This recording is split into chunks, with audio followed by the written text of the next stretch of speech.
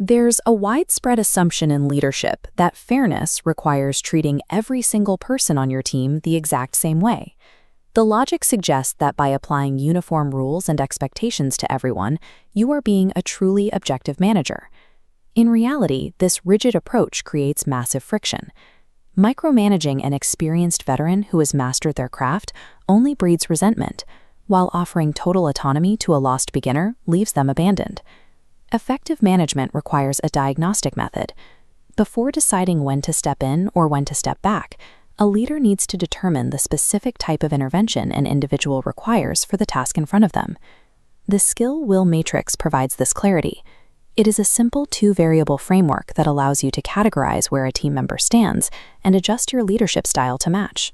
Abandoning the equality fallacy allows you to diagnose these specific leads, transforming a generic boss into a calibrated leader who provides exactly what the team needs to move forward.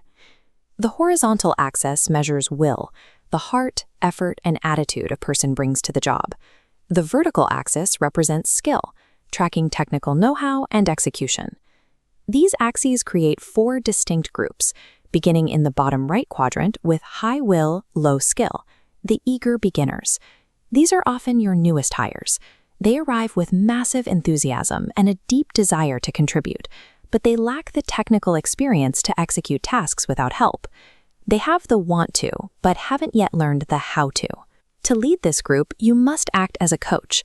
Give them clear, step-by-step instructions and pair them with a seasoned mentor who can show them the ropes. Capitalizing on their existing drive while actively closing their knowledge gaps is the fastest way to turn a beginner into a high performer. In the top right quadrant, where high skill meets high will, you find the stars. These are your top performers. The strategy here is to provide autonomy and new challenges while showing genuine appreciation for their work. If you micromanage a star, you risk boring them or driving them to find a different team that trusts their expertise. The high-skill, low-will quadrant contains the most difficult demographic, the drifters.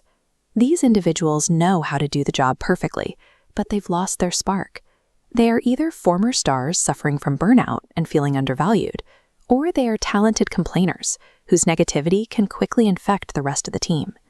You handle a drifter by becoming a motivator. You need to realign their incentives, find out why they've lost interest, and illustrate exactly why their specific contributions are still vital to the group. For highly skilled workers, motivation is the deciding factor. Talent without drive leads to wasted potential, fostering a toxic team environment if unaddressed. The final quadrant, low skill and low will, contains the strugglers. This group presents the toughest challenge. Their work quality is poor, and their effort and attitude are equally messy. They aren't getting the job done, and they don't seem to want to try. Before disciplining a struggler, a leader must practice rigorous self-reflection. You have to determine if you failed to provide the necessary tools, the proper training, or the clear expectations they needed to succeed. If the leader has done their part, the intervention must be direct. You must provide exact instructions on what to do and how long it should take, monitoring their progress every step of the way until they are back on track. This quadrant tests the ultimate accountability of a manager. Often, a subordinate's failure reflects a leader's failure to guide them or set them up for success from the start. These categorizations are not permanent psychological labels for your employees. They are temporary states dependent entirely on the task at hand. An individual might be a star when organizing a major event, but drop to an eager beginner when asked to fix a complex technical issue.